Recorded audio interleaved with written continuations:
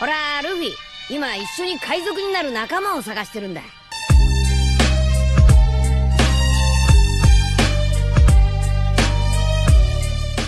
Hello guys, welcome to my channel The Wandering Zoro, your go-to destination for anime-related content. And if you're new here, don't forget to hit that subscribe button and turn on notifications so you never miss out on our latest videos. In today's video, we're going to be diving into part 12 of the series. So be sure to stick around until the end, and let's get started. Izuku and Himiko were walking back to UA. Niza wanted to speak with them. He wanted to wait about what it was, so the duo were left wondering. They didn't mind, though. They both could easily travel to UA. They are kind of stuck at Aizawa's house. Yeah, Izuku and Himiko have had to stick at Aizawa's place, thanks to Izuku getting reckless. Someone recorded Izuku and Himiko killing the Nomu that took Dabi. It went everywhere on social media overnight and became news headline everywhere in Japan and even outside of it. Pandemonium and fear blasted across the nation as the person who was suspected to have multiple quirks was in fact still alive. It wasn't even a confirmed rumor, just that someone could take quirks. The accusation mostly came from thugs, so people waved it off as it being some kind of drag. But then two girls had their quirks stolen from a man, which made the fear of someone with that ability existing. Then the fight between All Might and that man happened. The man that people quickly realized had multiple quirks. The fight was intense with All Might looking like the victor. But then a second All Might punched him, then ran off with the man with multiple quirks. Izuku and Himiko were not aware of the speech afterwards as Izuku was recovering, but apparently the police and All Might confirmed his death. It was an attempt to stop widespread fear as someone with that quirk existing would elicit fear amongst the populace. But with Izuku stupidly reappearing with his accomplice in public, that fear has reappeared. The media is rampaging, calling the police liars and saying that Hero Association is planning to take over the world. The students at UA could at least be trusted because if word of Izuku and Himiko got out, they'd be expelled. Izuku wasn't wearing a disguise because there was no point to, no one knew what he looked like, so it didn't matter. Although he regrets not doing that, because thanks to all of his quirks he has an odd appearance. Unruly white hair, thick red horns, purple patches of skin, lime green lines of light on his hand, small body but obviously ripped, the stiffness of his movement, showing that he is heavier than he appears. People keep looking at Izuku, staring and taking glances. He sticks out like a sore thumb, and his appearance people find unnerving and scary, especially with the threat of the man who can take others' quirks. While they assume they are a man, but a kid could still easily be the culprit. A few brave souls managed to find the courage to come up to him and give him SHD for simply looking different. Himiko drove off. But the few who asked about his quirk, Izuku just smiled. He had answered this question multiple times. Mutation. His body could randomly grow a mutation, like horns or wings, or already existing mutations can be taken away. There is no pattern or a way to control things, they just happen. This seems to calm people down, but they are still apprehensive. Izuku was looking down, slightly irritated and upset. He finds it upsetting of how many people label him from appearance. He understands that some people just look scary or look uncaring. He should know. His father is All Might, and he knows what he is actually like. But Eraserhead looks like an uncaring hobo, but Izuku knows he is the most caring person in the world. Still a hobo.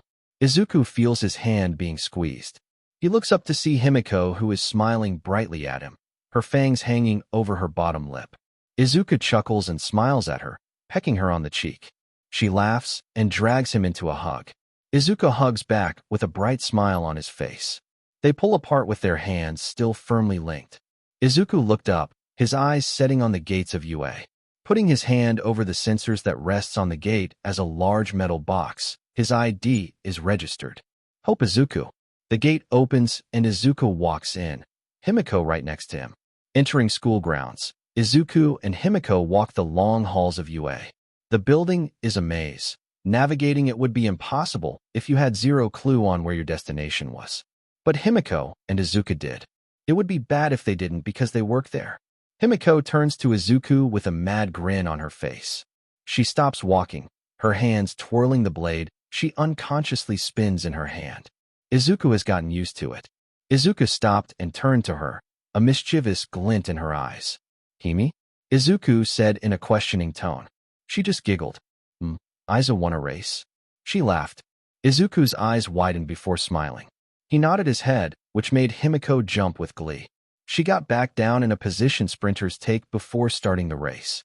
Izuku went over to her, going to take the same position as her. Ready? 3:21 go. Himiko spat out in less than a second. Izuku blinked. He was still standing when Himiko sprinted away. Izuku laughed before turning into an electric bolt. He skidded to a stop at the end of the hallway. He looked back at Himiko, who was sprinting like a maniac. He grinned before transforming again. Izuku knew he had a clear advantage as zipped without issue as a bolt of electricity along the halls of UA. But he knew not to underestimate Himiko. She may not be bright, but she was creative and a survivalist, capable of doing and thinking of things no sane person would do. So Izuku still went all out, ripping around hallways. Lights flickering as he zapped past, he deactivated his quirk. He re-emerged as Izuku, going down low, putting both of his hands on the ground to slow down his moment. He slid across the floor, his eyes set on Nizu's door. He stopped right in front of it before raising his arms high up in victory. Izuku looked over to the window that was shoved open and saw Himiko clambering in. She pouted as Izuku as she hopped in. She crossed her arms and shook her head.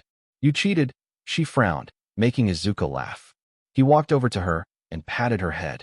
She sighed and hugged him, and Izuku hugged back. The door to Nizu's room then suddenly swung open, and the two young teens froze. You two can come in. Nizu's chirpy voice squeaked. Izuku and Himiko slowly released each other before walking into the room. Nizu was behind his desk, a teapot next to him. He had a cup in his hands that was undoubtedly filled with tea, and he was happily drinking it. The two walked over to Nizu, both slightly nervous. Normally they wouldn't be, but after the recent events, they definitely were on edge. Tea? Nizu asked as the two sat down.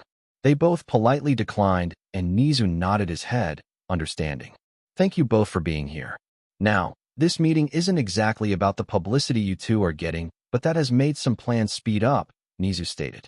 Izuku and Himiko both turned and looked at each other before slowly nodding at Nizu. What is it, Nizu? Izuku asked. Nizu opened a drawer next to him. He grabbed something and pulled it out. He closed the drawer and placed a black box on the desk. It was a small rectangle with a thin red line in the center wrapping around the width. The box looks like it would hold a pen. One for all, Nizu says seriously. Both Izuku's and Himiko's eyes widened.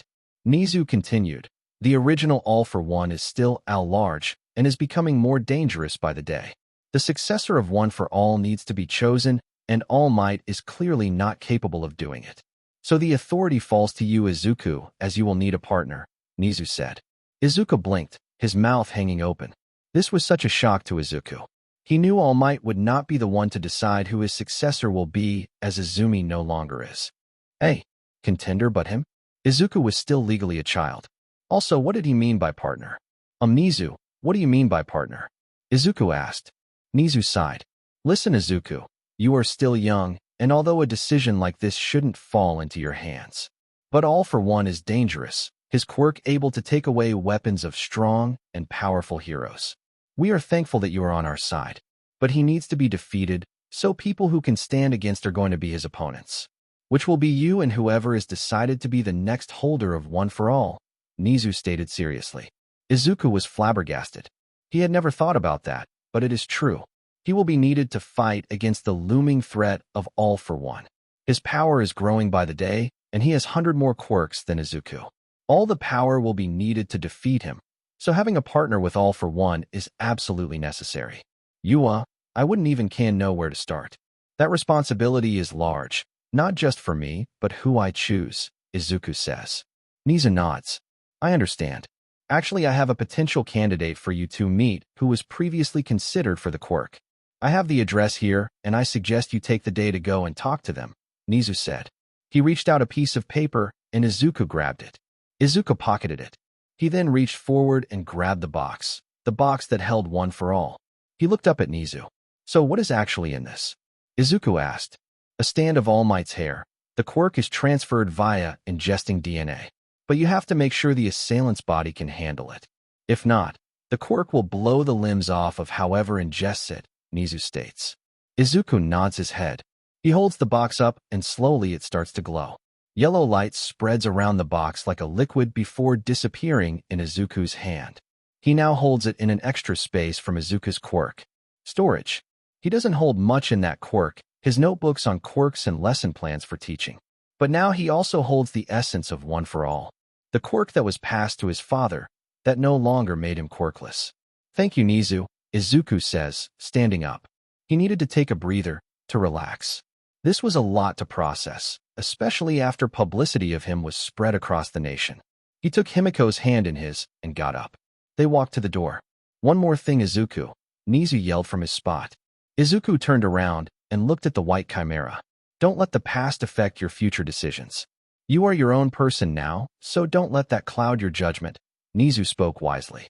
Izuku nodded, not fully understanding. Nizu was speaking vaguely, probably trying not to hurt Izuku's feelings. Along with Himiko, Izuku opens the door and leaves. They wave goodbye to Nizu before shutting the door. Nizu sighed, pouring himself another cup of tea. Izuku has been through so much. Tormenting him at such a young age, being betrayed by loved ones for a reason he can't control. Miraculously, he has defied the odds and overcame everything. With help, Izuku can be happy again. But with everything he has been through, you tend to forget that he isn't an adult, but only 15. He is teaching people his age and overcoming obstacles while going through PBRTY. He is brave, strong and resilient, but at the end of the day, still a child. He still has so much more to learn, develop, and understand. He is still immature despite his intelligence. But Nizu will help him, be by his side every step of the way. Izuku looks up at the address he was given, a frown on his face. He didn't know what place he was going to, but it should have been obvious with what he is looking at. The building was still and clean, better and more eye-popping compared to every other building around it. Izuku frowned at the statue of All Might in front of it. This was a hero building, a company of a high-ranking hero. This specific hero being very closely connected to All Might. Sir Nightai, All Might's ex-sidekick, now full-ranked hero. It was late into the day, and Himiko was unfortunately not with him. Izuku sighed as he forced himself to go forward. It would be a long day. Izuku just hopes it will be quick. He entered the lobby of the building.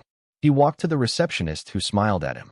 He gave her a piece of paper. She read it and looked at it oddly. Her eyes scanned over his odd appearance, his young face in particular.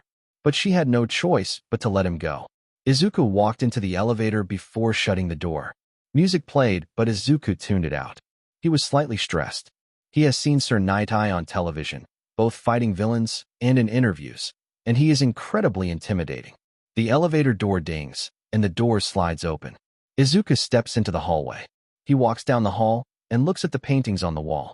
But soon he forces himself to turn away with a frown. The pictures framed that hang down on the wall progressively become more and more All Might, which makes Izuku frown. He reaches a door. The name Sir Nightai is labeled on a bronze plate on the door. Izuku wills himself to raise his hand and knocks on the door. Come in, he hears a muffled voice say from behind the door. Izuku sighs and grabs the knob of the door. Pushing it open, Izuku walks inside. Sitting behind his desk was Sir Nightai, looking at his compute.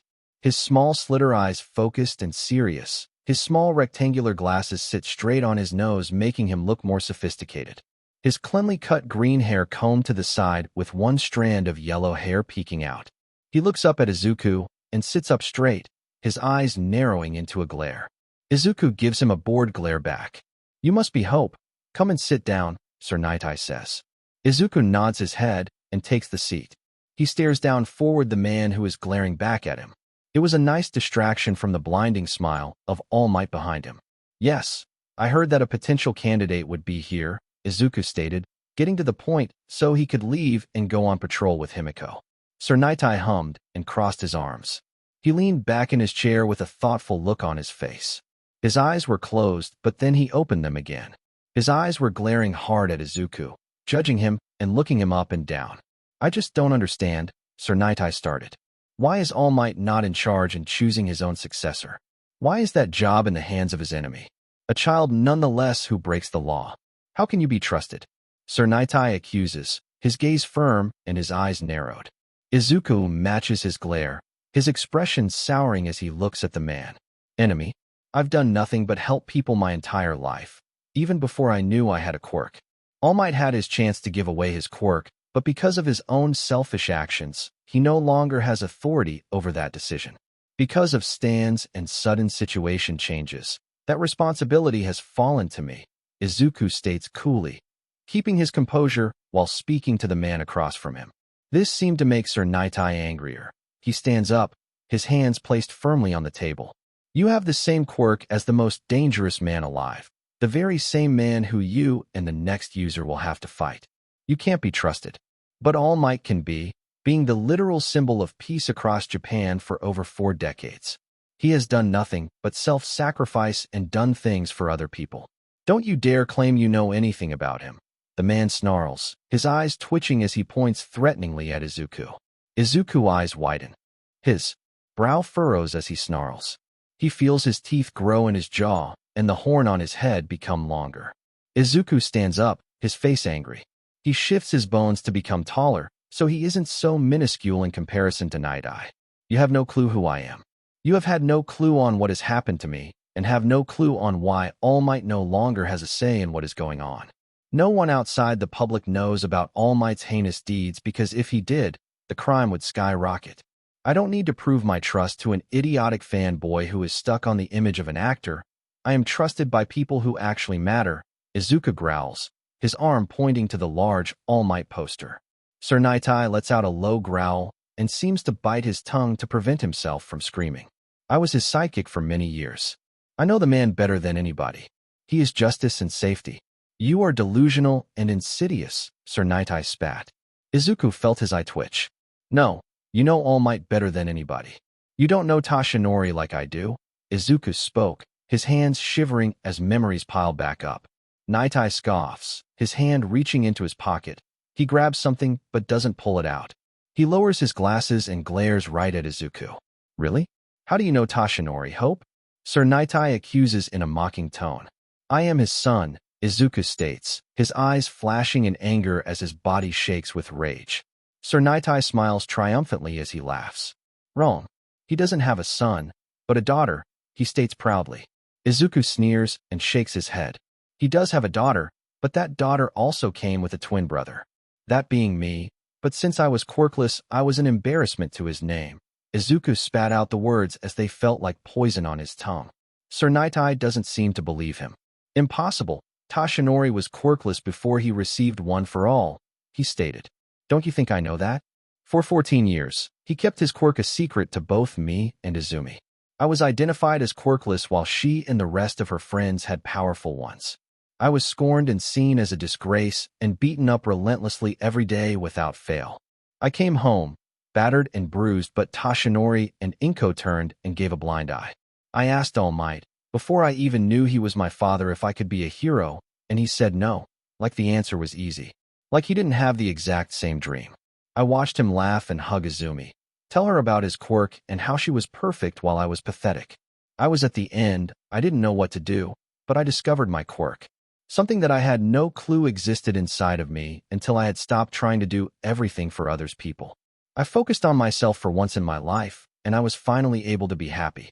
I know the man Tashinori Nightai, more than you ever will. So don't scold me like a child on a topic you have zero understanding in. You are just a blind fan of a man you sat F, Izuku yelled, his tone shifting and turning as he spoke. Tears rolled down his face and his hands had broken off part of the wooden desk. Sir Nightai could only look at him, his face still firmly neutral, but his eyes wider. Izuku coughed, trying to reverberate his throat. He cleared the wet tears that stained his cheeks and calmed himself down.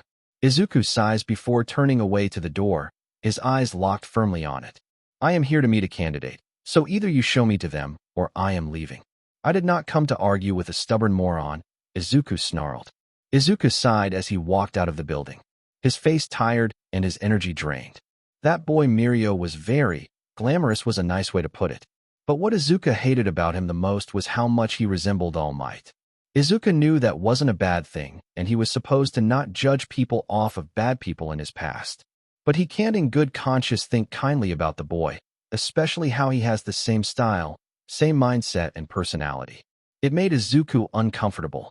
Izuku walked past an alleyway, but stopped. Feelings welled up inside him like a doomsday, getting ready to set off. His gut feelings were going haywire, and he felt danger was coming. His gut was never wrong, so Izuku looked into the alleyway. He expected some villain to walk out, but what he got instead was a small girl. Izuku rose an eyebrow, but then became panicked as the girl got closer. Her hair was a hazy blue and her eyes were shining red. She had a horn on her head that came out of her forehead, but Izuku could see tears streaming behind her. Her barefoot feet slapping across the ground as she ran for her life, and her clothes were ragged and dirty like rags. Bandages covered her arms and legs, slowly flopping off. Izuku got down on his knee. The girl rushed into him, practically jumping into his arms. Izuku instantly felt a wet patch form on his chest. Izuku softly rubbed the girl's head, softly saying "sh" to try and calm her down while reassuring her she is safe. "Hey there, are you okay? What happened?" Izuku asked. The girl looked up, her eyes wide with fear, making Izuku freeze. "Please help me," she pleaded quietly, the words almost silent on his ears. "Ah, there you are, Eri," a voice said further down the alleyway. Izuku's head snapped up, his eyes locking onto the approaching figure. Eri whimpered and brought herself closer to Izuku, hanging onto the teen for dear life. The man was thin and about average height. He had neat brown hair and firm amber eyes like a hawk staring Izuku down. He wore a large green coat with purple feathers around the collar. He had a black shirt on underneath with a loose white tie. He had ripped jeans, but he seemed to have black breathes on underneath to prevent any exposure on skin. He had basic leather shoes that looked incredibly shiny. He also had thin white gloves and a bird mask over his mouth and nose, almost exactly like a plague doctor, heaving a brown leather base with a heavy yellow tip at the front. Izuku frowned, his hands wrapping around the girl and his arm protectively. This guy was trouble, and he seemed to be the source of the girl's fear. Himiko was out at night alone, unfortunately. Izuku will join her out later tonight. She could have waited, but where was the fun in that? She hopped around on the roof, being careful of being spotted. Specifically heroes. They'd be on her, but in a second. But Himiko would be in jail if she didn't know how to hide. Himiko jumped, her ever-present smile squished on her face. She spotted a figure leaping across roofs in the distance. Himiko frowned as she looked at them. She didn't recognize who they were, but could see they had long red cloth whipping behind him. Himiko decided to follow him, jumping across rooftops in pursuit. She then watched the figure who she thinks is a man hop off the roof into an alleyway. Himiko stopped her running and started moving forward cautiously. She made it to the edge of the roof and looked down. She couldn't see the figure. She looked to the left, the sound of an engine catching her off guard. It sounded off, and it was loud. It didn't seem like it was a car, and she was right. The pro-hero Ingenium sped down the street, leaving dust behind him. But as he passed an alleyway, he shrieked in pain. Himiko saw a knife was embedded into his arm. Himiko watched him turn and flare his quirk up. 2 more knives flew at him at sonic speed, but he slapped them away with one arm thanks to his quirk. She looked down back into the alleyway, looking for the figure she saw before. A man came out of the shadows, his hands resting on a blade sheathed on his back. He had a long bandana that waves behind him. It covers his eyes. He is wearing a lot of combat equipment, but what caught Himiko's attention was the sheer amount of knives the man has on his body. That was the infamous hero killer, Stain. Ingenium, Stain spoke, his voice dry and cold. He pulled out his sword and pointed it at Ingenium. "You will be purged," he said. Ingenium got down into a fighting stance, BLD trickling down from the knife in his arms. "I will defeat you, hero killer," he shouts, revving the engines on his arms. Himiko looked down at the 2 boys, unsure of what to do. Izuku stared at the weird man with the bird mask approaching him, his amber eyes moving from Izuku to the girl in his arms. The girl was shaking furiously, and he could feel her sobs reverberate through his chest. Izuku glared at the approaching man and stood up from his crouched position, holding the sobbing girl in his arms. "Sorry about my daughter. She gets distraught easily," the man said. Izuku hums his eyes, scanning over him in hope to find an identifier for a quirk. Normally gloves would be an instant identifier for a quirk, usually contact-based, but that isn't all of the time. But the accessories and the craziness of the man's weird outfit, Izuku couldn't be 100% sure. It would make sense, she's scared. "Specifically of you," Izuku accuses. He feels the girl shake her head. Izuku takes the second to look down, and he sees big red eyes staring back up at him. tears rolling down her cheeks. "He's not my dad," she whispers, her voice shivering. Izuku nods his head, his face frowning further. That makes the situation even worse. He looks back up at the man who has been silently approaching. Izuku takes a step back. "She's just upset I didn't give her what she wanted. She's just currently throwing a temper tantrum," the man states calmly. Izuku shakes his head, not deceived by him in the slightest. He was currently trying to figure who he was. There was no way a man with a calm facade and uncaring eyes like that has not been doing something like this for a while. He was wearing a bird mask, similarly to a plague doctor's mask. Someone with a get-up like that would have to be known. Nothing immediate was coming to mind, which was concerning. Usually that would mean that he couldn't be that dangerous, but Izuku's gut was telling him otherwise. His attitude, his calm and monotone voice. He acts like a leader, and his eye lead to danger. "All right, what's with the bandages and her rags resembling a hospital gown?" Izuku asked, his eyes now looking around. He may have to fight this man, and if his gut feeling is correct, which it always has been, he'll need to use everything he has to take him out. "She's quite clumsy. She often gets her own clothes dirty and hurts herself," the man states calmly. Izuku watches as the man raises his hand and takes his gloves off. That lets Izuku know that he does indeed have a contact quirk, a dangerous one especially.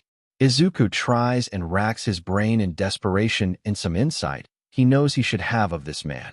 He was clearly dangerous. His mind went back to Sir Naitai, sitting across from him in his office. Sheets were sprawled across his desk, the name coming into mind. Overhaul, Kai Chisaki, a member of the Yakuza. The image of the man was above the name. It wasn't exact to the man he was looking at now, but it was close enough for Izuku to draw the connection. "You really think I'll fall for that, Overhaul?" Izuku said, testing his theory. He sees the man's eyes narrow, telling Izuku that he is indeed correct. His eyes then shift to the girl in Izuku's arms, which he believes is called Eri.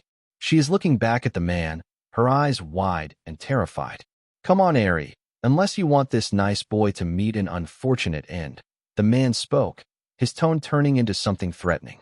Izuku was about to speak, but he felt the girl shift. Her voice was whimpering and she was shaking. All of a sudden, she was struggling. She ripped herself out of Izuku's grip and with a strangled cry started stumbling over to Overhaul. "Ah, smart girl," the man spoke, his voice scary as a smile taunted his lips. Izuku watched wide-eyed as the girl cried, her legs shaky as she walked over to his tormentors. A flash appeared in Izuku's head, a memory of when he was a kid. Izuku's ribs were bruised, breathing and caused him pain. His mother had come to pick him and his sister up from school. He remembers being behind them, straggling along. His sister right next to their mother. His legs were shaking because he was scared. Pain filled his sides as he pushed forward. His sister looked back at him, a wicked smile on her lips. She raised her hands, closing on into a fist. She then smashed them together. Izuku stopped, his body frozen as his legs trembled. Izuku has been terrified at several points in his life, before and after this.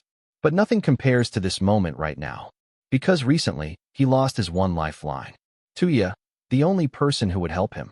They were relentless, not caring and cruel. She laughed at his reaction. His mother opening the car door for her. She asked why she was laughing. Izumi said nothing, but Izuku knew the actual reason. His mother then looked over to him, scolding him for being slow and yelling at him to hurry up. Izuku gulped. Izuku knew there was nothing he could do. Pain was coming to him, and he couldn't stop it. Nowhere to run, no one to yell for. The only option he had was to walk over and wait to take it. That must be what Eri is feeling right now. Helpless, as her only option was to run to the very man causing her pain and misery. Izuku had to think fast. He had to save this girl. Izuku outstretched his hand. A purple tentacle formed on the ground. It reached over and grabbed Eri. She screamed as she was carried away. Izuku ran up to her and put his hand on her head. He knew she would be terrified and would have to make up for it later, but he had to make sure she wouldn't be in danger. Izuku gave her a quirk, one that he knew her small body couldn't control. It was a quirk he recently obtained as well. Stasis. When activated, the user would be frozen, unable to be moved or hurt, but they also can't do anything but watch.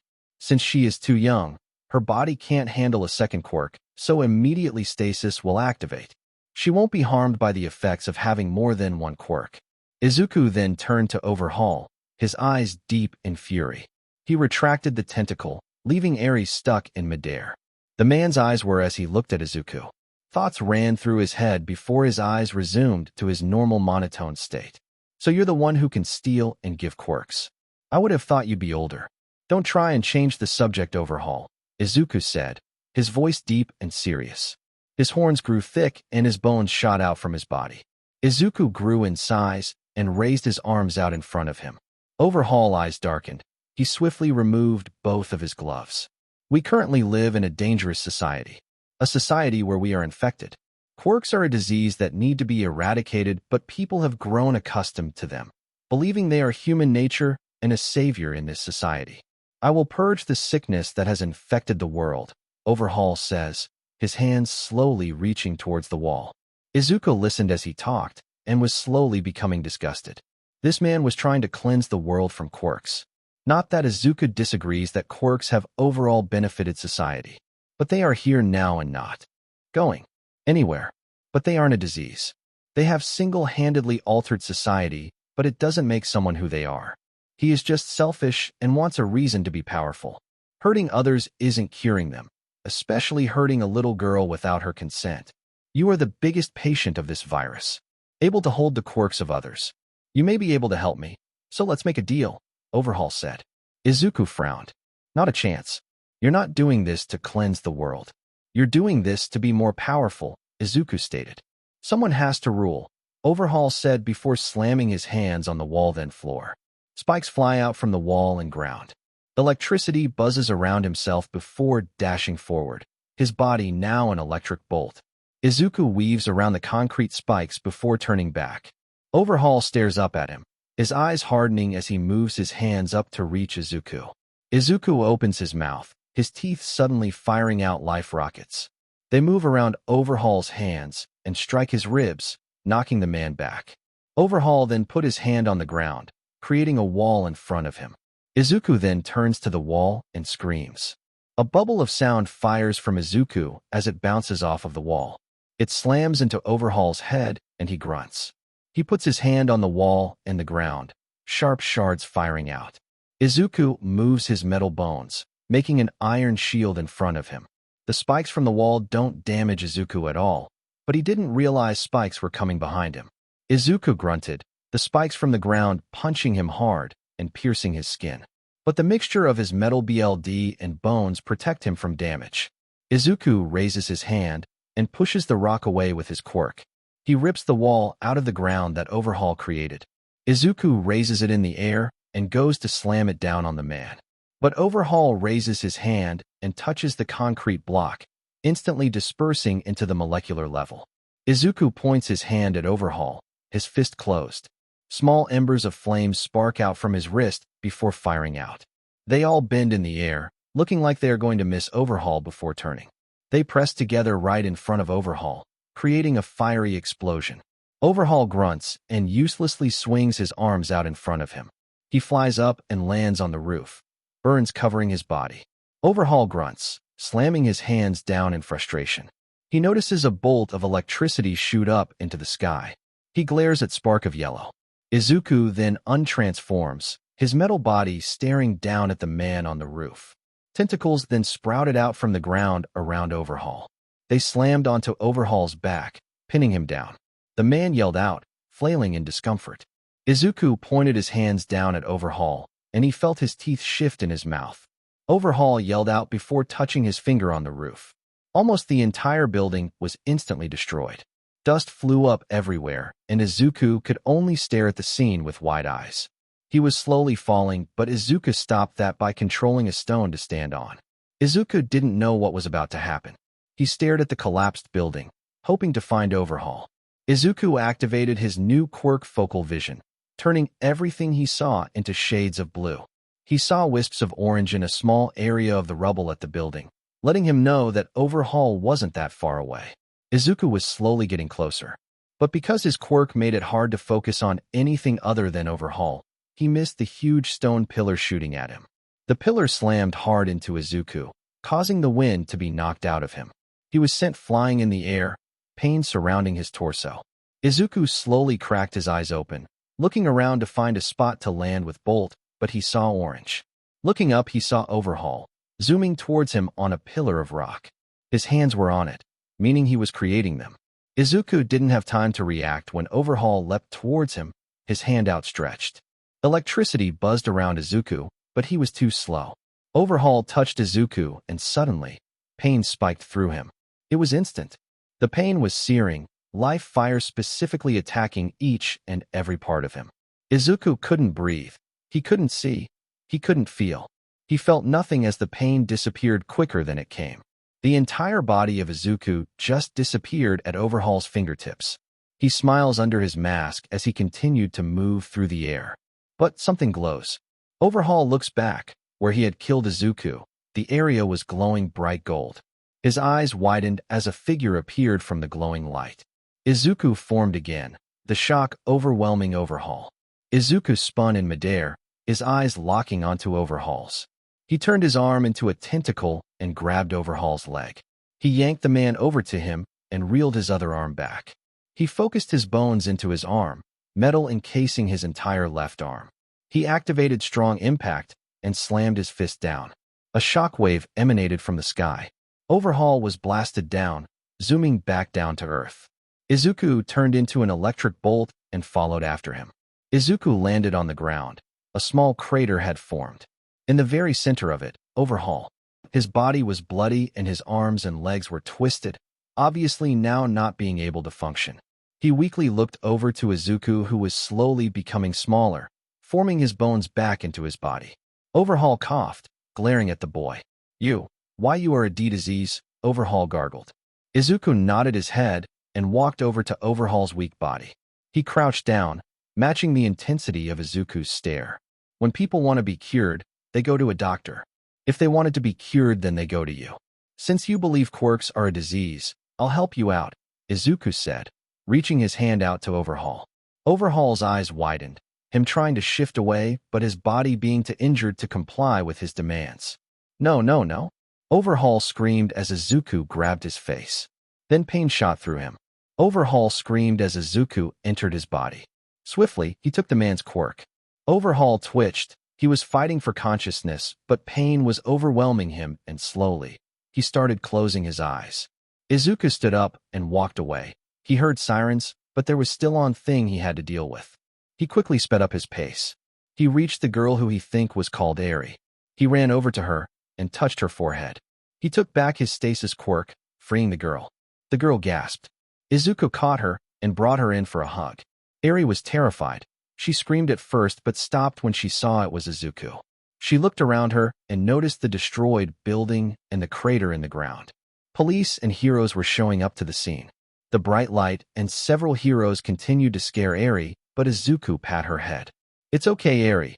That man won't hurt you anymore, Izuku said as he walked to the center so the police and heroes could see him. Oh, really? Eri asked him, tears in her eyes. Yes, Eri. Really, Izuku said again, looking at her with a smile.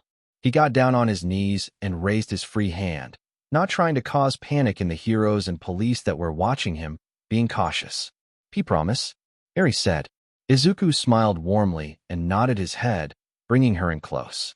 Yes, Eri, I promise, he said. Ingenium charged at Stain, flames flying from his arms. Stain jumped backwards, flipping onto the wall on an alleyway. He threw 2 knives at Ingenium, which he was able to punch as deflection. Stain went to grab more knives from his position, but quickly jumped away. Himiko had flung her BLD down at him, which she ignited into fire. She ran across the roof and threw a couple of knives at him, which he deflected with his blade. Himiko jumped down, grabbing her 2 daggers. She clashed with Stain, catching his sword and moving it away. She sliced at him 4 times with her knives. She then clashed a dagger against his sword and pinned it to a wall. She then went to stab him, but quickly retreated as Stain pulled out a second sword. It wasn't nearly as big or long as his other one, but it was definitely larger than Himiko's daggers. Perhaps a short sword. Ingenium came up behind Stain and went to punch him. His punch's speed were greatly enhanced by his quirk, but Stain was still incredibly fast. He ducked down, swung his sword up intending to slice Ingenium's arms, but he got them away just in time. Stain then kicked the hero's stomach, pushing him back. He then stood up straight and pointed both swords at his 2 attackers on either side of him. his long sword at Ingenium and short sword at Himiko. So I have to purge both Ingenium and you, Carmilla. Unless you are willing to get out of my way, Stain said, his eyes jolting from both Hero to Himiko. Not a chance, Stain. Hope might agree that several heroes are corrupt, but at this point you are just using this as an excuse to murder, Himiko replied. Stain hummed, his eyes becoming dark and bloodlust seeped from him. Then you'll just have to die too, Stain spoke in a low tone. In a blink of an eye, Stain dashed towards Himiko. He kicked a trash can over to Ingenium, smashing him hard in the face. He brought his two swords in front of him like an axe. Himiko cut her arm and sprayed dry ice in front of her. Stain grunted in pain and discomfort, but kept moving, hardly deterred or faltered. Himiko brought up her blades and countered Stain, putting her blades against his. But Stain was faster, stronger, and had more experience. Within the span of a second, he managed to cut a part of Himiko's shoulder. Himiko hardly registered it, not thinking much of his sword nipping some of her BLD. Not until Stain took a step back. He raised his sword to his mouth and liked Himiko's BLD off of it. Himiko then froze.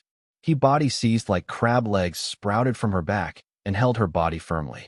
Like a rag doll, her body flopped to the ground. Her eyes could barely move and her mouth hung slightly open. She looked up at Stain, confusing etching her face. She was stuck, frozen with no capability to move. If he wanted to kill her, she'd be powerless to stop it. He smirked down at her, his tongue licking his lips. The revving engines brought his gaze away from her, and his eyes traveled to Ingenium. Stop, Stain, Ingenium yelled. Stain rolled his eyes and pointed his blades over towards him. One down, one to go, he said. Stain and Ingenium then started to battle with Himiko being powerless on the floor. All she could do was watch. Her body was numb and unresponsive. Ingenium was doing his best to compete with the notorious hero killer, but he was no match. A closed space like an alleyway really limited his quirk and fighting capabilities, while Stain was more than in his element. Ingenium also had to be extremely careful. A single injury would cause defeat, and a minor mistake could cause that mistake. He was losing, and he was losing fast. Himiko felt useless as she tried to move. Her fingers were tingling. They twitched, making Himiko's eyes widen. She grunted and tried again. She slowly slid her hand over the ground a few centimeters. Her body felt sluggish, but she had to try. Slowly she lifted her body, sliding her arms inward to give herself the tiniest bit of leverage. She felt feeling return to her, but her body still felt tired and stiff. She retrieved her daggers and looked over to Stain and Ingenium. Ingenium's hands were clasped together like a clap. In between was Stain's sword. Stain smiled as he slowly moved his hand over to his short sword that was sheathed in his belt. Ingenium shivered as he tried to think of a way to get him out of this situation, but his mind was drawing blanks. This where your time ends, hero, Stain spat, the word hero coming off like venom from off of his tongue. Suddenly, a knife penetrated his hand, making him let go of his long sword. A second knife flew at him, and he raised his short sword to block it. He grunted and took a step back, his eyes narrowing in fury at Himiko. How are you already up?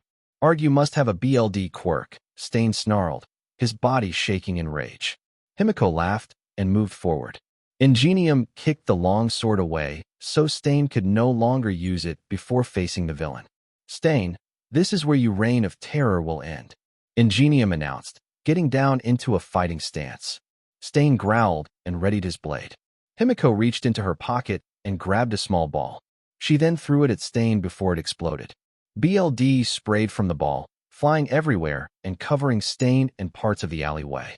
Before Stain could attempt to consume some of the BLD, Himiko transformed it into electricity. Stain screeched and convulsed as he was electrocuted.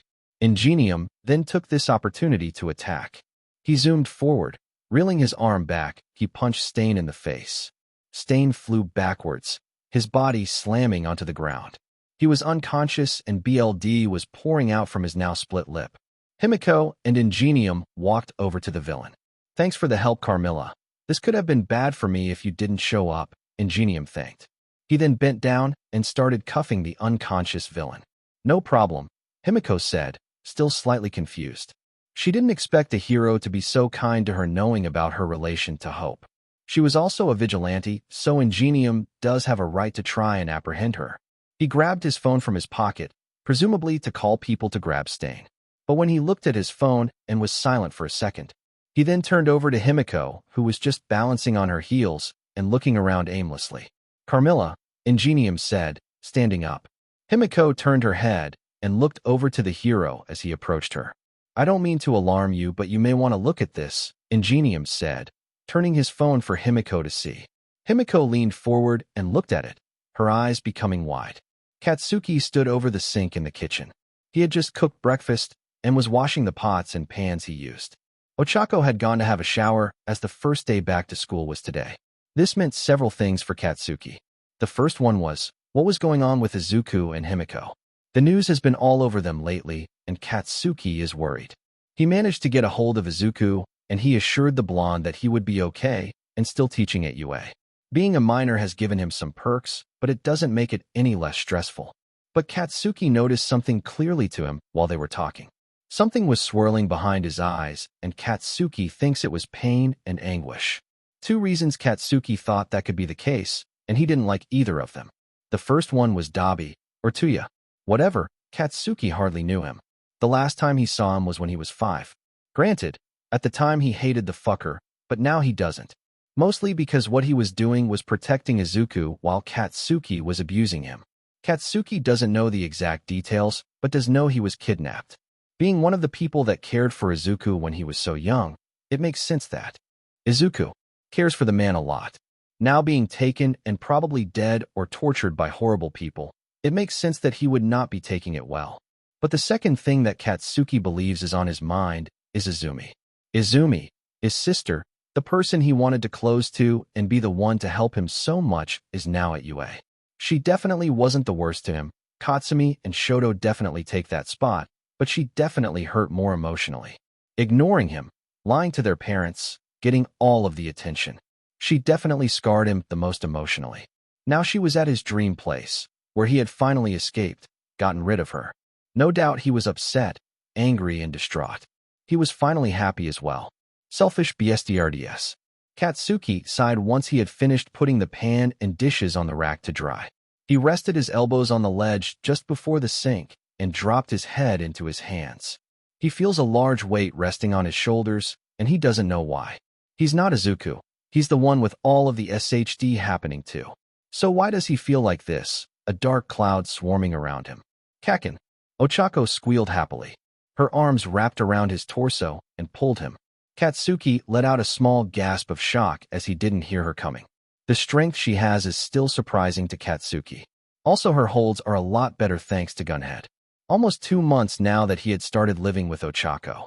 It all started because his sister was spamming his phone, sending death threats and typing horrible slurs to him on their dad's phone. She refused to believe him at first, insisting that it wasn't okay. He knew it wasn't, but he didn't expect much better from his devil of a twin. Although when Katsuki was dragged to her apartment for her to help him, he ended up helling her more. He found it extremely depressing about the situation she was living in. A CRP apartment that barely had 3 rooms, an awful smell, and loud neighbors that were probably high 24/ her poor parents had a horrible financial situation and were struggling to stay afloat, which is why Ochako is out here. She needs to succeed at UA because she has nothing else if she fails. So Katsuki makes sure she takes care of herself. Proper meals, good hygiene products, and a television so she didn't get bored. Just like how she denied him of saying no, Katsuki gave her the same treatment as he gave her all of these things. It was weirdly satisfying, and Katsuki has yet to figure out if it is a good or bad thing yet. "You ready, round cheeks?" Katsuki asked, trying to hide his surprise. He heard her giggle as she pulled away. He didn't like that. He turned to face her straight on and smiled slightly at her beaming at him. Although he could tell that she had something to say. "What's on your mind?" Katsuki asked, leaning back and crossing his arms. "What's on your mind?" Ochako replied immediately. "Your grumpiness is different, and you are constantly sighing." "What's up, Kakin?" Ochako asked. Katsuki's eyes widened before he huffed and looked down to the floor. Of course she'd notice. He isn't exactly a subtle person, and they have been living together for almost 2 months now. Katsuki then looked away to the right, avoiding her worried and bright eyes. Her face really radiated positive energy. He could tell her, but he'd have to explain more about the situation. She already knows about the hatred he and his sister harbor towards each other, but not why they hate each other. She deserves to know, but Katsuki is hesitant on telling her. Katsuki is a lot closer to Ochako than he is to Denki, and he knows. Not that Katsuki had any intention of telling him, it kind of slipped out of his mouth. But Denki had a nice enough and positive outlook to Katsuki that he didn't mind when he discovered how much of an but he was. Knowing All Might and Green Tornado were horrible people wasn't a great revelation to him, but he still thought positively of Katsuki. But Ochako was his best friend. He was literally living with her to escape the pain of going home. His sister and mother most certainly don't miss him. His father does, but is glad that he is at least someplace safe. He has blocked all of their numbers, including his dad thanks to his sister. The last thing he wants is for Ochako to resent him. She accepts his flaws and struggle of properly expressing his emotions in forms other than anger, and he couldn't appreciate her more. The last thing he wants is to lose her. Katsuki thought for a minute, looking at the clock as time ticked away. He wanted to make sure they weren't late for the first day of school, but still wanted to know if he was brave enough to admit to Ochako of his past, or be a coward and tell her another time. Sighing in defeat, he looked up at Ochako, finally making eye contact. Her eyes were soft and earnest. She was patiently waiting for him, letting him go at his own pace to cope with his thoughts. He didn't want to lose her. Ochako, Katsuki said seriously, trying his best to keep his composure, and dropped to the ground. Ochako nodded to the use of her first name. The only time Katsuki has referred to Ochako as Ochako instead of her nickname was when she was being extremely self-conscious about her financial situation. Katsuki felt horrible that she felt that way for not having money. He wanted to make sure she knew it didn't matter. Katsuki opened his mouth but stuttered over his words. Sweat was pouring down his neck, his fists were clenching and unclenching, and he felt useless whimpers coming from his throat. He felt pathetic and he hated, but he had to stick with it. He had to be brave and admit what he has done. If he can't admit it to Ochako, he'll never admit it to anyone. Ochako, please. I hated myself back then. I was a horrible person along with a group of other people. It was horrible. I've changed, I promise I have changed. I don't want you to change how you think about me, Katsuki managed to spit out, his hands roughly grabbing the kitchen ledge around him. His breath was ragged and his head was forced downward as he admitted that. God, it was awful, barely even coherent. Why is speaking to another individual so hard? Katsuki froze when he felt arms wrap around him. Ochako pulled him and giving him a reassuring hug. She was rubbing circles into his back. Katsuki felt his breath even out after one shaky breath, but his position and posture did not change. Katsuki, thank you for telling me that. It was probably very hard to admit, but hey, I believe in second chances. You want to be given a second chance, and I'll happily grant you that. Don't think I'm letting you walk out so easily, Ochako smirked, winking up at him.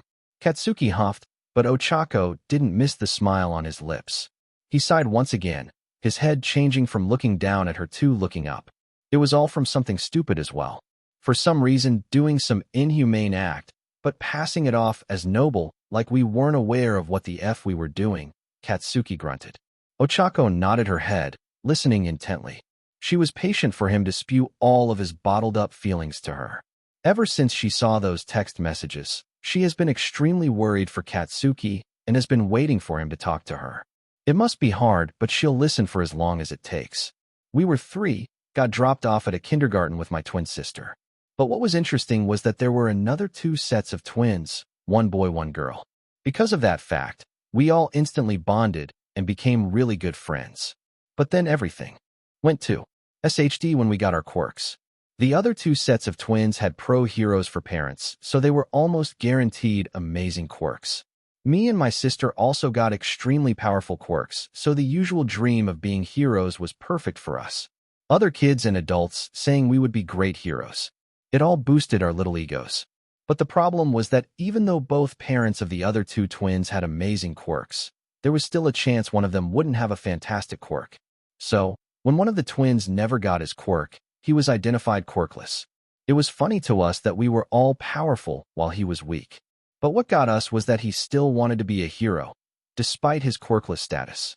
So us being his friends and worried he'd get himself killed for being weaker than all of his opponents, we decided to beat him up to make him not be a hero. He would walk home limping, BLD covering his arms and legs. He had frostbite, explosion scars, concussion, burns all in an effort to keep him safe. The worst part was nobody cared. Not his parents, not the teachers at school, not even the other school students. He was literally being abused in front of everybody, and people just shrugged it off, the Quirkless getting what they deserve or something. Then one day, things went afar. His sister went afar. He ran away, but I'm not sure if it was to end himself or to try and escape. Both options seem plausible. We were punished, but not fully thanks to the other twins having heroes as parents. We were given a second try. Volunteer at a villain rehabilitation center and get their approval for you to become a hero. I was the only one that they said deserved to be heroes. The others were said, but I didn't care, Katsuki huffed. He was rambling, spewing everything that had happened with him, his sister, Izumi, and the Todoroki twins that he was completely lost in thought.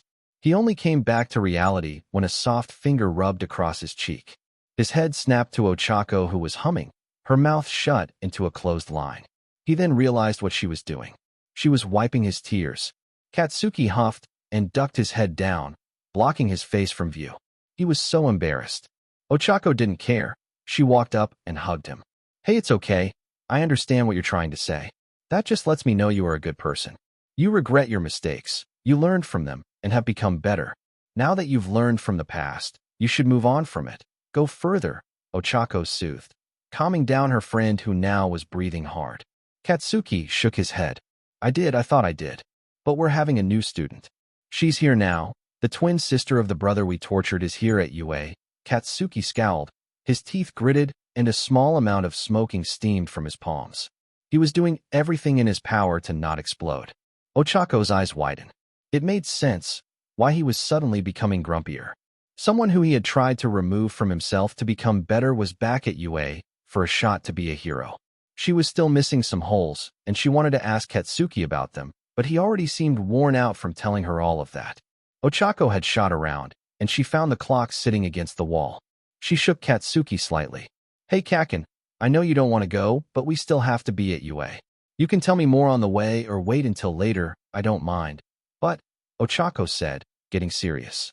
Katsuki huffed and looked up when she said, but, looking into her eyes that were filled with determination and brightness. Whatever happens, I'll be by your side, and we'll make it through together, Ochako said, her words firm and stern. Katsuki looked up at her, his brows furrowed. He tried to nod, to calm his breath and get up, but that was not what he did. His heart sped up and a feeling that was still weird to him, but only felt with Ochako sprouted through him. He smiled at her, a proper grin. Class 1 quickly skittered back to their seats as Aizawa entered the room. The class were happily talking with each other and caught up with the students they hadn't been in contact with.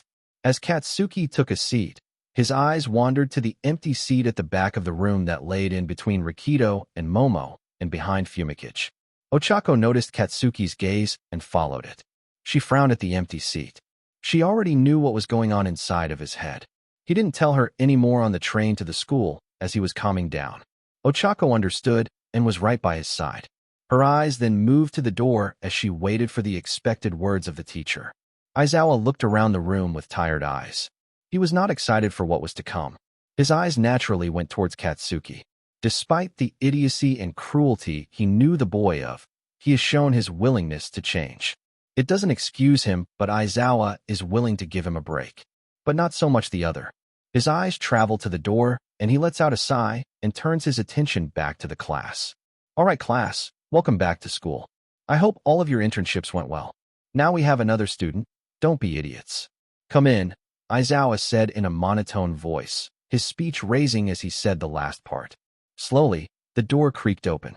The mountain of door was obviously hard to push, so the view of the new student was obscured for most of the class. But some of the students didn't have to wait to know what she looked like. Walking out from behind the door, ruffled yellow hair hanging low like a ponytail walks out. Her blue eyes shine bright as she cautiously steps into class. She was short, 5 feet 3 inches tall, and her cheeks had several freckles covering them. She seemed nervous when walking into class, but only few knew why. Her eyes looked around the classroom, trying to find a certain ash blonde. When her eyes met Katsuki, her furiously glared at her. his fist shaking and his teeth close to clattering as a stare of burning hatred was given straight to her. Izumi quickly averted her eyes. She shuffled next to the stand that Aizawa was standing behind. 3 students noticed her glance towards Katsuki and immediate look away. Ochako, Denki, and Kyoka all turned towards Katsuki, who had his head down. He seemed to be focusing on his breathing, his fist shaking underneath the desk. Kyoka turned to Denki and kicked his foot with hers. Denki tore his eyes away from Katsuki and looked at her. "Is that her?" Kyoka asked, her earphone jack pointing at Izumi. "Yeah," Denki whispered. "Hi, my name is Izumi Yagi. My quirk is telekinesis and I'm here to become a hero," Izumi said nervously. Katsuki shook his head and put it down on the table. He would not lose it. He would stay strong. Minoru whistled as he looked up and down at Izumi. Fyoki, who sat in front of him, sat up and quickly spun around, slapping his face. Izumi was shocked by this, but by the reactions of everyone else, shrugged it off. "All right, go sit down at the empty desk at the back. I'll do the announcements before you all go to your next class," Aizawa said tiredly. Izumi nodded. She purposefully stepped away from where Katsuki was to take the longer way before walking to her desk. Classes were boring, and when the bell sounded, the class all quickly escaped the room for lunch. Izumi was all rushed as people wanted to know more about her, how she got to UA a term late, and more about herself. Katsuki huffed, stomping to lunch and making sure to ignore her very existence. He slumped at a table with a tray of food from Lunch Rush and started scoffing it down. He just felt so mad. Not long after, Ochako, Denki, and Kyoka sat down next to him. Katsuki grumbled as he looked up to them.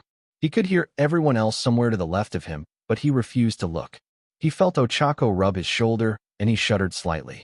"Okay, I'd hate to be so blunt, but what's the deal here?" Kyoka asked. Ochako looked over to her. "Give him a bit," Ochako said, soothing Katsuki. Katsuki grunted and let out a rough sigh. He opened his mouth to speak, but harsh breaths of air were the only thing that weaseled out. He groaned and covered his face with his hands. "Goddess HD, she just shouldn't be here," Katsuki growled, his fingers close to clawing his face.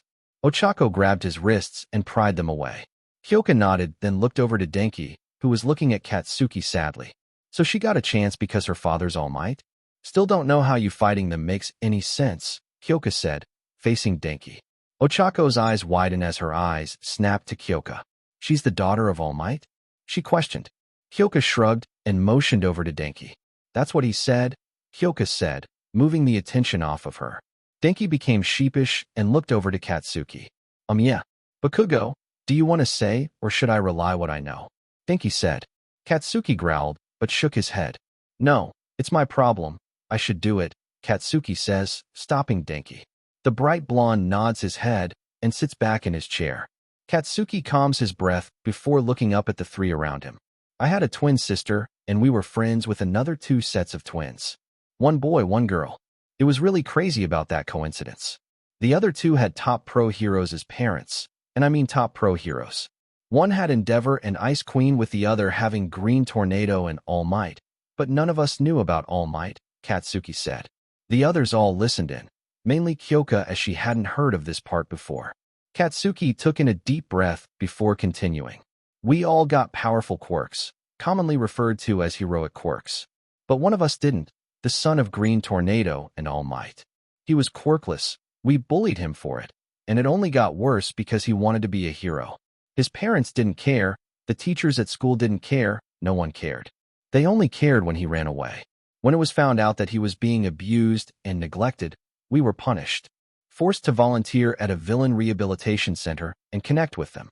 They would vote if we were worthy to go to UA or not. I was the only one who got yes votes at all.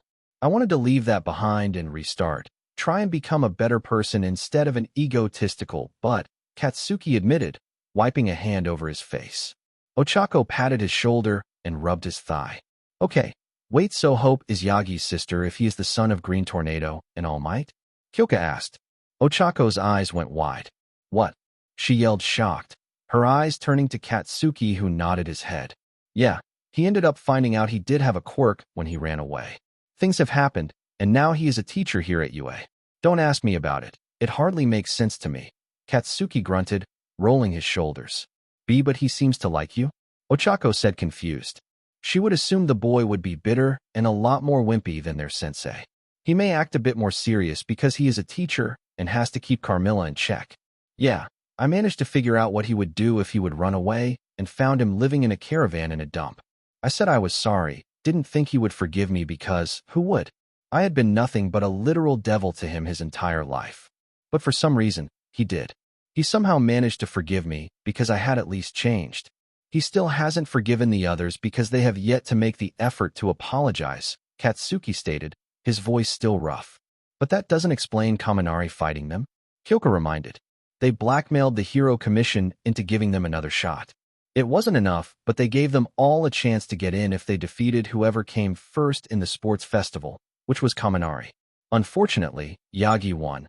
Katsuki growled, his eyes piercing over to Izumi, who was currently surrounded by a few members of Class 1A. Hey, do you mind if I sit here? A tired voice asked. The group of four all turned to the voice. Hitoshi stood there, a food tray in his hands. Ochako and Denki smiled, although it wasn't full, it was still earnest. Kyoka gave a greeting salute, while Katsuki grumbled and dropped his head. Denki moved over and allowed Hitoshi to sit down. Izumi was smiling as she talked with her new classmates. Even though she liked the attention and smiles they were giving her, she was still worried. Her eyes moved over to Katsuki, who was sitting with another four people. People would be annoyed at Katsuki's attitude. His constant mockery and insults of others dissuade other people from getting close to him. She would not be worried about his new hatred for her if it was the old Katsuki she knew. But Katsuki's changed, he has improved. If people in his class respect him, he could easily make everyone hate her. That's her biggest fear. She knew she would deserve, though. Her brother was hated throughout the entirety of school. It would only be fair for her to experience the same pain as well. But she was a coward. She wants to hopefully redeem herself. But Izuku is way past forgiving her. Katsuki despises her, and all the teachers here will be cautious of her. She destroyed her life, and the only person she can blame is herself. All she has is regret, and she hasn't been able to say sorry yet. Not like it would do anything, but it feels like she needs to say it. She hopes she can be like Katsuki, escape from the pain and guilt from the past, and move forward. Be the hero like she always wanted to be. But she has yet to be able to, and it is eating Izumi alive. She hopes she can be friends with Katsuki again, and at least be on good terms with Izuku again. Family may be too far gone, and friends might be out of reach, but she hopes he would stop hating her. It may stop Izumi from hating herself. Izuku sighs as he sits in the teacher's lounge. He was currently reading a book while petting Himiko's hair as laid her head in his lap. Cute. Izuku was stressed, but this was calming him down. He luckily didn't have any classes today, which was a godsend. He had to push himself and slowly to not stress out. Izumi was now his student, his very own sister who told him to kill himself 2 years ago. The daughter that got the love from his parents while he received nothing. Jealousy, anger all mixed inside him, and the fact that she still got more chances to be a hero frustrated him to no end. But he has no choice, so he has to calm down. He has friends now, family. He has saved people, made people happy, and put the evil away. He can't save everyone, and karma doesn't come back around for everyone, and he'll just have to deal with that. Although he has a sneaking suspicion Carmilla will hate Izumi more than he will. After the lunch bell sounded, the door immediately opened. Aizawa slumped in, his sleeping bag flung behind him. He looks to be in dire need of a coffee or a nap. But knowing him, he'll have both. His tired eyes looked around the room, eventually landing on Izuku and Himiko. He let a tiny smile play on his lips for a short second before his usual frown appeared again. Izuku, Nizu needs to see you. Take Himiko with you too. You'll probably need her, Aizawa said. Izuku's eyes go wide. Sudden, panic-filled, but he quickly calmed himself down.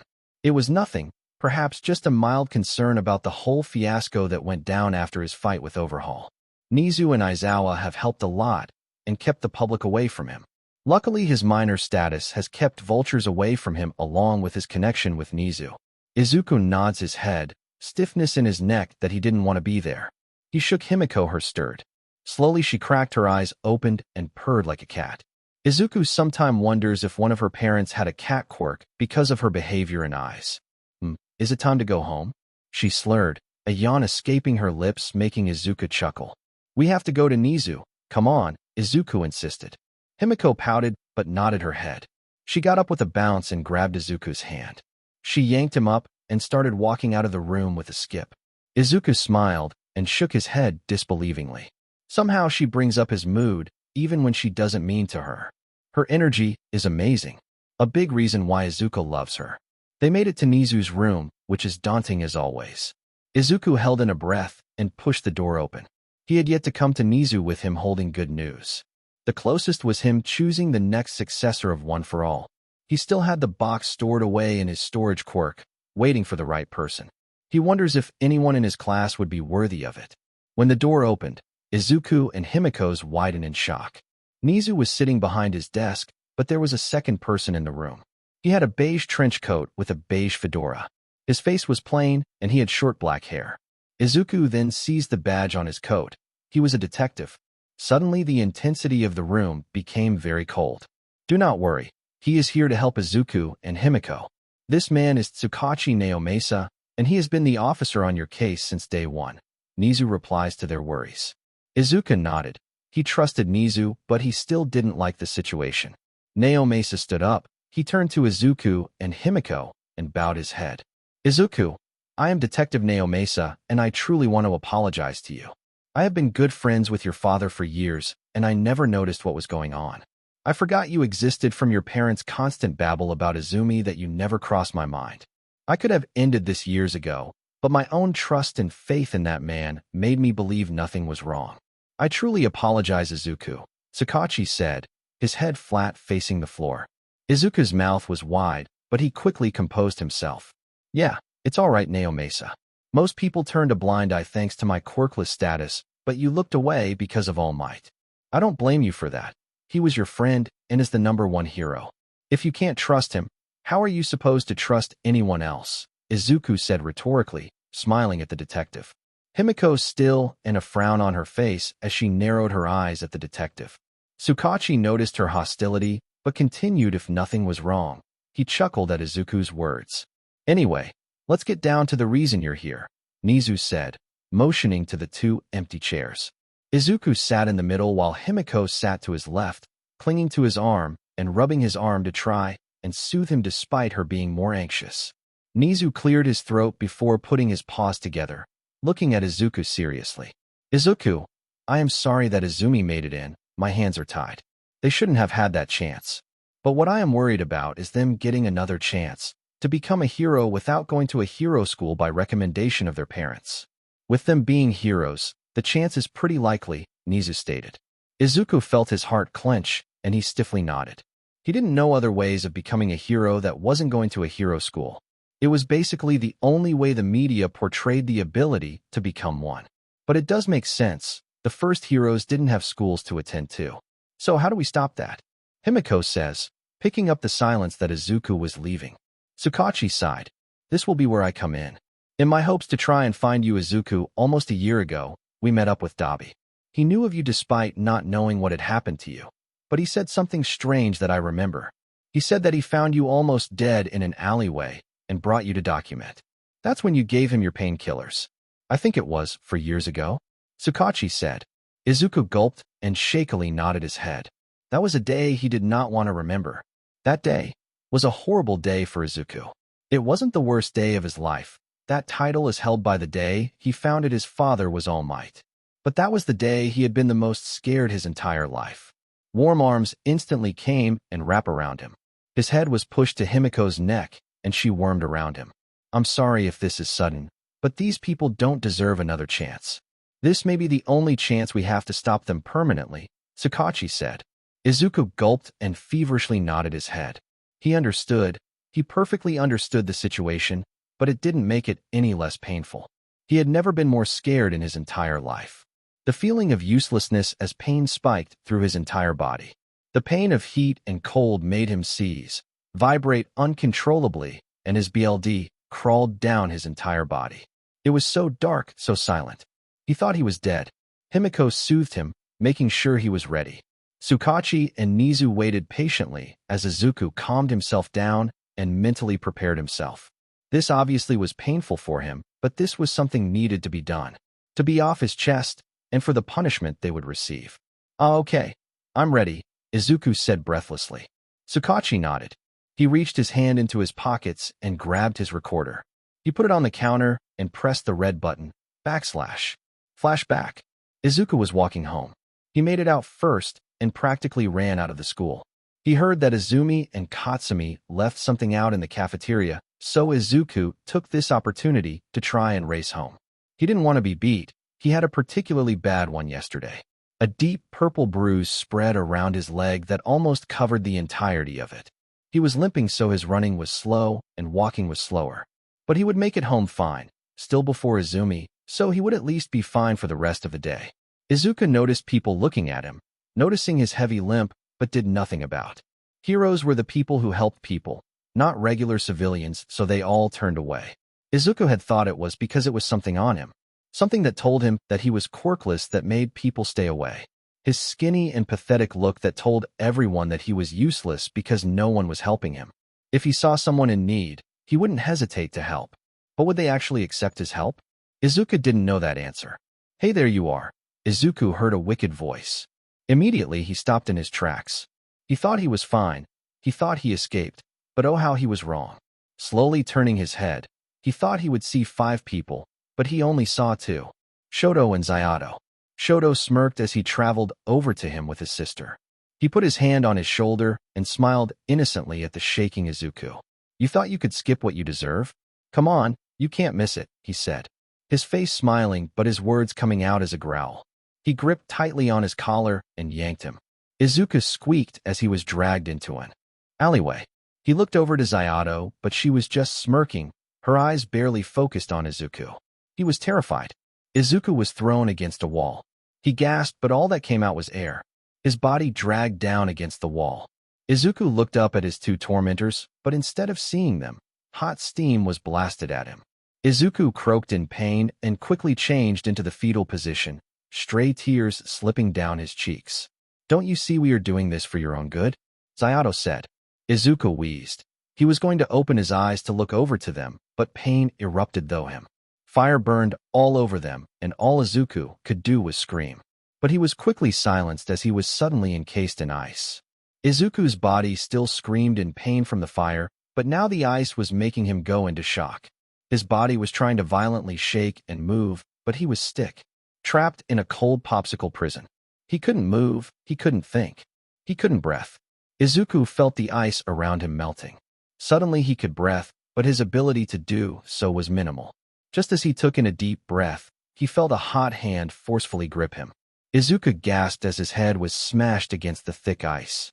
Although it was melting, it was still pretty strong, so it took a few yanks and smashed of Izuku's head for it to break. Fire swirled around Shoto's hand, and it burned a hole through Izuku's chest and leaving a nasty scar. "Don't you see? No one cares. We're the only people trying to help you. Stop being a useless moron and take your place as the filth beneath our feet," Shoto announced with sadistic grin. Izuku was scared. He was whimpering, and his tears were leaving puddles on the ground. "PP please stop," Izuku pleaded, his eyes filled with desperation for the pain to stop. Shoto's grin turned into a deep frown, and he snarled at Izuku. "Wrong answer, idiot," he growled. He activated his fire and blasted Izuku away, hitting the wall hard. Cold steam surrounded Izuku. He started to hyperventilate. His eyes went wide with fear. His fight or flight response kicked in, and he chose flight. With shaky legs, he stood back up. But it hardly mattered. Shoto created sharp ice and shoved it at Izuku. The points pierced his skin. It trapped his throat, preventing him from being able to breathe. Izuku tried. He punched the ice and shook his head to try and free himself. But he was too cold, too hurt, and too tired. The small burst of adrenaline he got quickly died out, and Izuku slowly went limp. His breathing almost impossible, and his eyes were closing. Dark spots covered his vision until that was all he saw. He thought he died, and the worst part was he didn't care. He thought he deserved it. Flashback end. Izuku was in tears, and when he finally finished, he smashed his face into Himiko's neck, who hugged him and whispered sweet nothings into his ears. Nizu's and Sakachi's were wide in disgust and shock. Nothing that Izuku told was a lie unless he was hallucinating. So either the Todoroki twins were sick and twisted individuals, or Izuku's subconscious viewed these two in particular to be sick and twisted in particular. Both options weren't good. Tsukachi reached over and stopped the recording before pocketing it. He looked back over to Izuku to thank him, but the teen was still bawling his eyes out with Himiko hugging him tightly, her attention solely on him. Tsukachi nodded his head sadly, understanding the trauma Izuku has for that. That's something only an insane person would do to another, and to a boy who was already broken and traumatized, it was obviously stuck in his head. He turned to Nizu and bowed. Thank you for your time, Principal Nizu. I'll make this a case quickly and get it done. I'll take my leave, Tsukachi said, turning around and leaving the room. He opened and shut the door quietly in order to not disturb Izuku and Himiko, but even if he did slam it, they wouldn't notice. So, this was the end of part 12 of this series. Stay tuned for next part of this series, and if you like this video, don't forget to like, share, and subscribe to our channel. Until next time.